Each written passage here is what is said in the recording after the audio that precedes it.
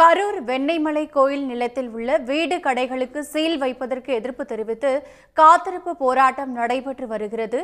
இதுகுறித்து மேலும் விவரங்களை பதிவு செய்வதற்காக இணைகிறார் செய்தியாளர் பிரகாஷ். பிரகாஷ், விவரம் என்ன? இந்த காத்திருப்பு போராட்டத்தில் மொத்தமாக எத்தனை பேர் பங்கெடுத்திருக்கிறார்கள்? விவரங்களை நீங்க பதிவு செய்யலாம். கரூர் மாவட்டம் வேளாண்மலம் பகுதியில் பாலசுப்ரமணிய சுவாமி கோயில் உள்ளது.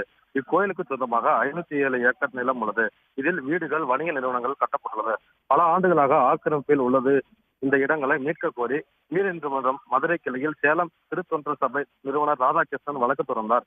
இந்த இடங்களை மீட்க வேண்டும் என இந்து சமய அறநிலையத்துறைக்கு நீதிமன்றம் உத்தரவிட்டது.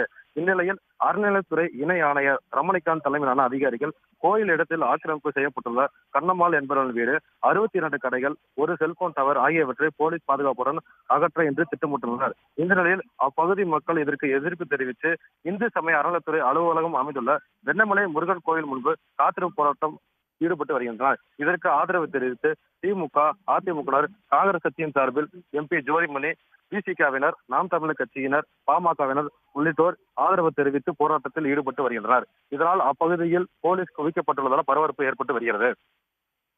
உடனுக்குடன் செய்திகளை தெரிந்து கொள்ள சன் நியூஸ் பெல் ஐகானை கிளிக் பண்ணுங்க.